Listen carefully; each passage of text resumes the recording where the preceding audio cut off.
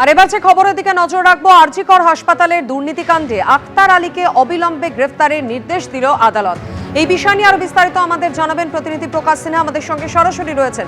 প্রকাশ, জানতে চাইবো এই মামলায় সিবিআই এর বিশেষ আদালত কি নির্দেশ দিয়েছে?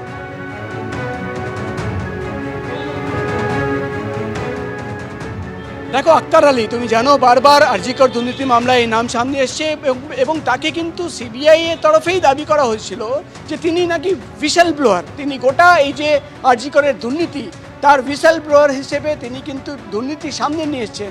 এবং সেই আক্তার আলীকে আজকে অবিলম্বে গ্রেফতার করতে হবে, সিবিআই এর স্পেশাল কোর্টের নির্দেশ। সিবিআই স্পেশাল কোর্টের যিনি বিচারক সুজিত কুমার ঝা, তিনি আজকে যখন এই মামলার শুনানি চলছিল, তিনি যেটা বলেন যে তিনি বুঝতেই পারছেন, বা তিনি যে নথি তার সামনে পেশ করা হয়েছে সেটা দেখে বুঝতেই পারছেন যে গোটাটাই কিন্তু ট্যাকটিস, অর্থাৎ কোর্টে যাতে না আসতে হয় সেই ট্যাকটিস প্লে করছেন। এবং তাকে অবিলম্বে গ্রেফতার করা হোক, তার বিরুদ্ধে নন বেলেবল অ্যারেস্ট ওয়ারেন্ট ইস্যু করা হয়েছে।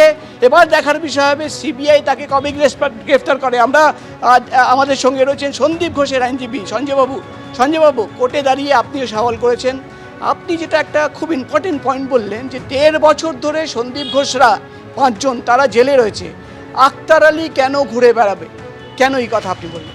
অ্যাকচুয়ালি আমরা প্রথম দিন থেকেই বলে আসছি যে করাপশানের কথাটা বলা হচ্ছে আরজি কর নিয়ে, যে করাপশান নিয়ে এত কিছু হয়ে গেল, সেরকম কিছু করাপশান যদি হয়ে থাকে তাহলে এখন যেটা আমরা সেই সময় দেখিয়েছিলাম, আজকে সেটা প্রমাণ হচ্ছে যে তখন সন্দীপ ঘোষ জানিনি ওখানে 12 বছর ধরে আক্তার আলী ওখানে করাপশান করতেন। এবং সেই করাপশানে যখন পরবর্তীকালে ওনার সুবিধে হলো না, তখন উনি কমপ্লেনেন্ট হয়ে গেলেন, দিয়ে এর থেকে বেরিয়ে যাওয়ার চেষ্টা করলেন এবং আননেসেসারি সন্দীপ ঘোষ এবং অন্যরা জেলের মধ্যে রয়েছেন।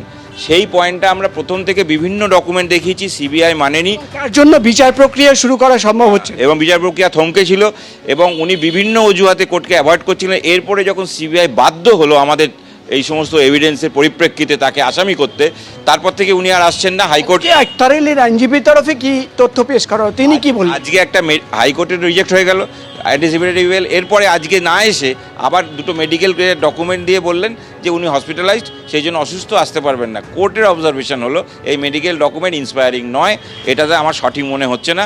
আর তাছাড়া পুরো ওর যদি কন্ডাক্ট দেখা যায়, তাতে দেখা যাচ্ছে কোর্টকে উনি উইলফুলি অ্যাভয়েড করছেন। সুতরাং এই ধরনের লোককে ছেড়ে রাখা যায় না, নন বেলেবল ওয়ারেন্ট ইস্যু করলেন।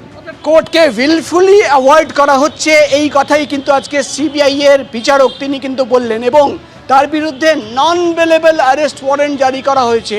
এবার দেখার বিষয় হবে যে সিবিআই হাওড়ায় যে নার্সিংহোমে তিনি ভর্তি রয়েছেন সেখানে কবে যায় এবং কবে আক্তার আলীকে কোন সময় গ্রেফতার করা হয়, সেটাই কিন্তু এখন দেখার বিষয়। যেহেতু সিবিআই স্পেশাল কোর্টের তরফে তার বিরুদ্ধে কিন্তু নন বেলেবল অ্যারেস্ট ওয়ারেন্ট জারি করা হয়েছে এবং সিবিআইকে নির্দেশ দেওয়া হয়েছে যে অবিলম্বে আক্তার আলীকে গ্রেফতার করা হোক। ধন্যবাদ প্রকাশ।